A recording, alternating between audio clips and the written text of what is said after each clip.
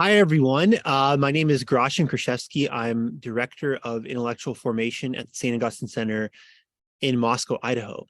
And in 3 days this week, Wednesday, March 22nd at 6 p.m., the dinner starts at that time, but at 6:30 following the dinner, I'll be giving my latest installment of the HIPPO Lectures. Why are they called the HIPPO Lectures? Because our patron, of course, St. Augustine of Hippo, and you can go online, you can go to YouTube and look up best ice cream in the world.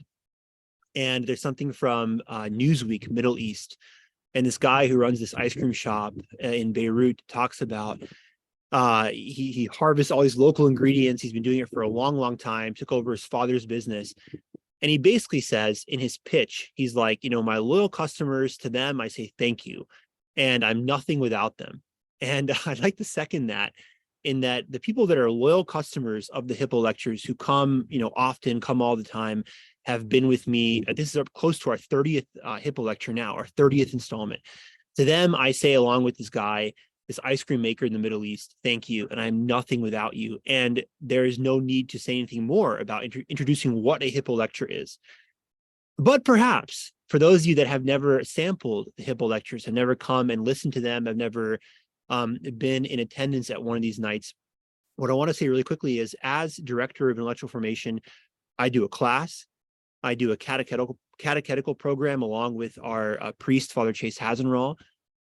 And both these, which is called Spirit and Life, and both Spirit and Life and the class are kind of straightforward academic presentations. Whereas the HIPPO lectures are often way more kind of inventive, abstract, and almost kind of performative. And in the past, perhaps, those of you that have attended these HIPPO lectures, I'll say something like, for the HIPPO lectures, because they're often fiction readings and that kind of thing, they might have some adult content, or they're more mature audiences. For this HIPPO lecture on March 22nd, 6:30, I am inviting everyone out there who wants to come, bring the family. It should be a very, very fun kind of Lenten talk. The title of which is Judge Not, Lest You Be Judged, Saint Seraphim of Moscow, Idaho, or kind of another subtitle, Saint Seraphim of the Dust Plague. And the normal HIPPO lectures are usually about 5,000 or 6,000 words, which plays out to about 20 pages, takes about 35 minutes to read. This talk is already 11,000 words, 45 pages. Therefore, it's going to actually be presented over two parts. The HIPPO that I'll be giving on March 22nd is part one. Of course, it'll be recorded, posted. If anyone misses that, they can, rewatch it before part two, the kind of finale, come April. What I want to do is briefly present to you a kind of trailer. I want to read the opening to you and a small part about the story. And what it basically is, as the title would suggest, judge not lest you be judged. This homeless guy shows up in Moscow, Idaho, in our town, actually in Friendship Square. And other people start showing up and kind of camping out there with him. But the mayor, a woman named Lucy, she gets very, very upset about this, because for her, it's like, I need to keep my town tip-top shape, farmers market, rising price of living. We're going to make Moscow this kind of like jewel of the Intermountain West. And why are these guys showing up? Well, simultaneously, as these guys are showing up and camping out in downtown, there is a dust plague moving its way across the country. So it should be a very, very fun talk. It has a huge twist, which of course we won't get to this Wednesday because that'll be in part two in April. Without further ado, I'd like to read to you from this story and warmly, warmly invite you and your family and your friends, whoever else wants to come, to join us this Wednesday. It is by all accounts a most beautiful town.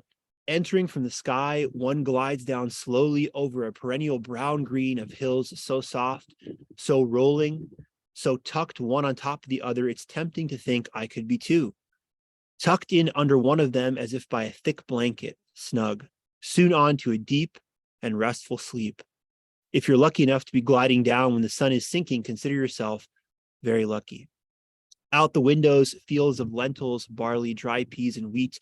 And look, right there, look, you're low enough to make out the details. Affixed to a red barn, a rusty basketball hoop. Two brothers wearing matching crimson candy apple Cougs sweatshirts. And so far, it's been 3 3-pointers made in a row, now a fourth. They high five. And although now you're gone, now they're too far away, who knows? Maybe they won't miss a shot the rest of the evening. Maybe they keep hitting threes until the sky turns purple and their mother calls them to dinner by way of ringing a cowbell. Maybe in the present moment now, things are not so beautiful in other places and otherwise in America. But are people here supposed to care that for the first time since 1815, America could go to war against Great Britain? Or that Canada recently signed an economic and military special friendship treaty with the Chinese? Or that the national debt last month broke the quadrillion mark after a few years hovering in the $990 trillion range? Just last week, Maine's Portland Press Herald ran the following headline: mysterious Dust Bowl-like dust storm, hybrid geological event with bacteriological pathogenic effect, baffles scientists and the medical community in Nova Scotia.